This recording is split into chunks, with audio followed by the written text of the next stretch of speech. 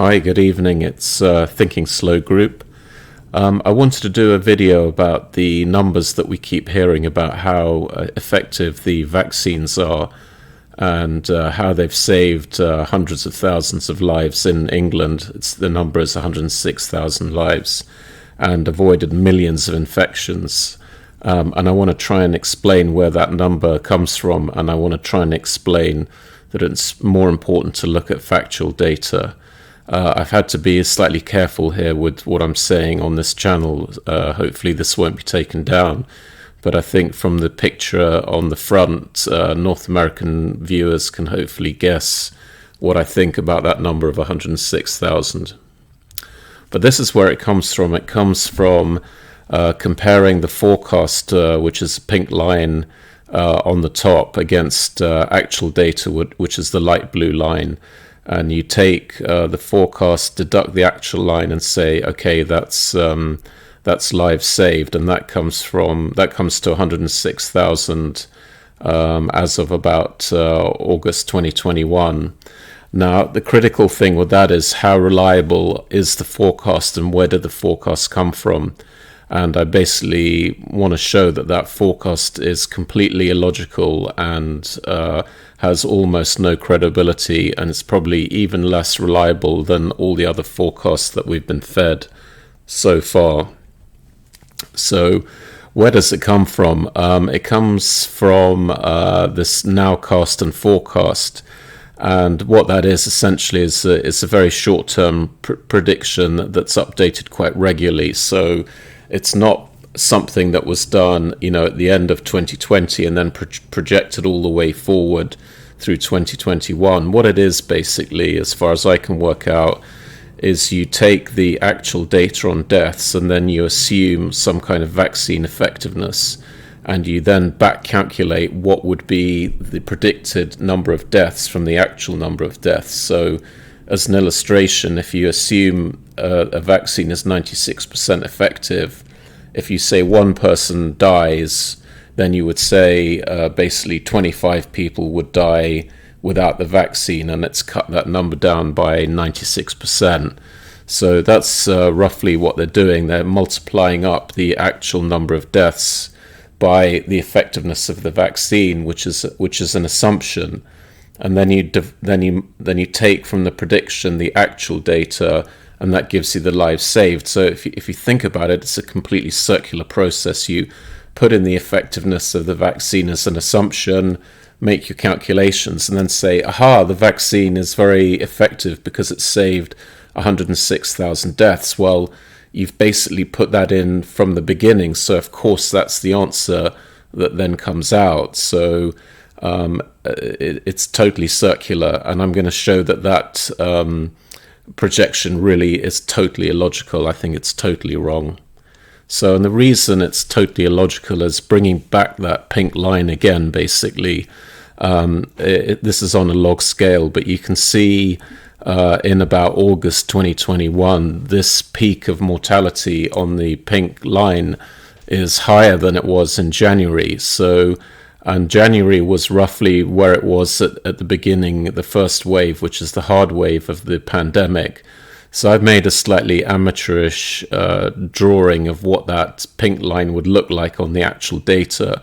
So what these guys are saying is their prediction for a seasonal coronavirus, and there's enormous evidence to show that this is seasonal.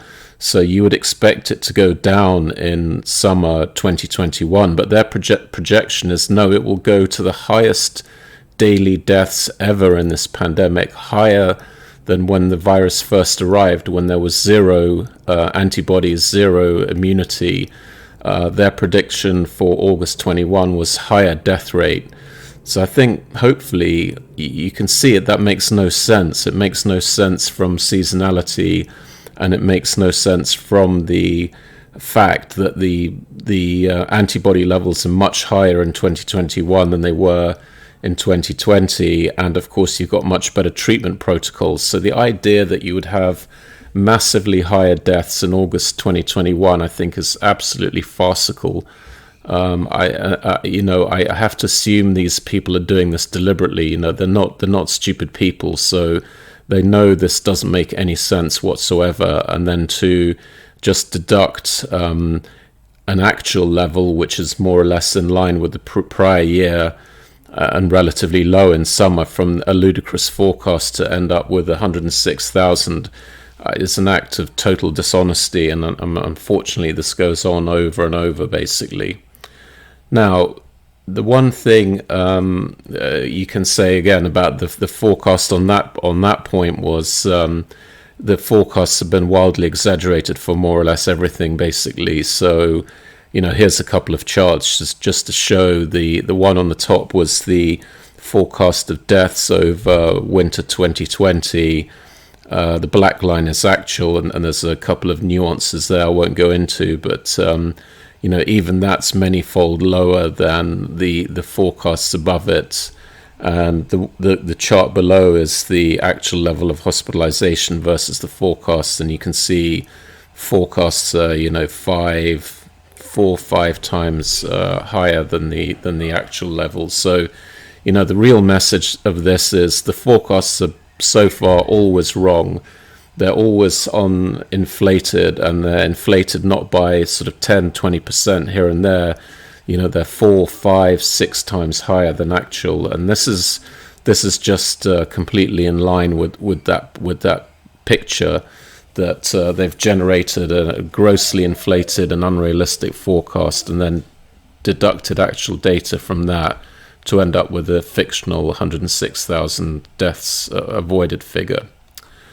Now, what you have to really go on more than these fictional models are, what are the actual data points? And I think this is quite surprising for England, to be honest. If you're looking at August 2021, where vaccination now is about 75% for second dose, if you look at cases now compared to the same day a year ago, they're 24.5 times higher than they were a year ago. So 24.5 times more cases than a year ago on that day. There's 12 times more people on mechanical ventilation, 11.8 than there were a year ago, and 3 times more daily deaths than there were a year ago. That's actual data. That's not a pie-in-the-sky forecast. That's real hard numbers. So, that needs some explanation. How is it we've rolled out this vaccination, which is 96% effective, but we're having more deaths every day than we did a year ago? There's some questions to be answered there. And then this is zooming in. We've done another video of this, of occupancy of beds with mechanical ventilator beds. This is the same message again. 2020 is the orange dotted line going down, and then day for day the dark blue line is 2021, and this trend continued. This only went up to the end of July, but this goes through August, and as I said, now in mid-August this was 11.8 times higher than it was a year ago. This is real data. This is not theoretical models that don't make sense. This is real hard data that needs to be addressed. Why is this like this? And what does that say about the effectiveness of this vaccination program? And then just closing out then, basically, this is the famous or infamous now case of Israel, and I've put UK and Iceland here.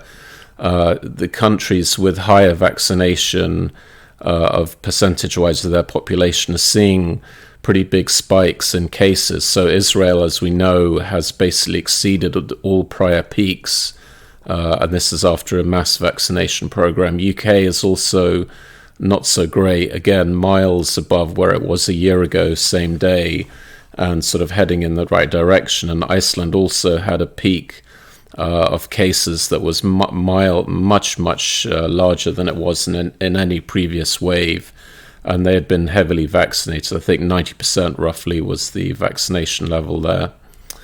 And importantly, if you look at previous pandemics in terms of the shape of the curves, the ones that I could find, that's not what happens. You don't get one hard wave and then a winter wave, which those things made sense, and then you get a third wave which is higher. That's never happened before. And, but then again, we've never before rolled out a mass vaccination program with a novel gene therapy. That's what it is, basically. And they can delete me for saying it, but it's a fact, essentially. So a lot of questions about the vaccination program, and certainly not a slam dunk for this thing being highly effective. And I think hopefully I showed you that the number of 106,000 is completely artificial, just arrived at by comparing against a model figure which is totally unrealistic and completely circular, and using that circular logic to say, okay, that's 106,000 lives saved. It's just not true. There's no real substance behind that number. And it's kind of sad that they have to keep pushing this kind of stuff out to push the mass vaccination and biometric ID agenda.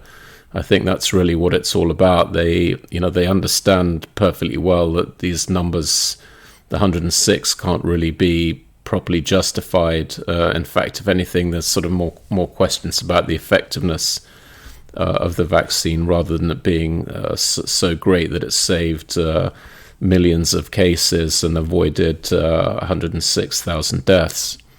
So that was the point of this video. And then just sort of wrapping up, I think this is where we are. We are between the Great Reset agenda and the Great Awakening. The Great Reset agenda relies on a lot of lies, twisted statistics, which we've been through in other videos. But basically every number you look at, when you pick at it, it falls to pieces. And that's definitely the story with these lives saved and cases avoided. It's just nonsense as far as I can see. And hopefully, once we understand that, we stop being panicked by the mainstream media, who then use those false numbers, we can actually start to work out how dishonest our leadership is and what their real agenda is with these biometric IDs. And hopefully then things start to get better from there on in. Thank you very much for listening. And as I like to close out all videos, the key thing is not to stay safe, but it's to stay free. Because if you're not free, then you're not safe. And ultimately, that's much, much more important. Thank you very much. Bye.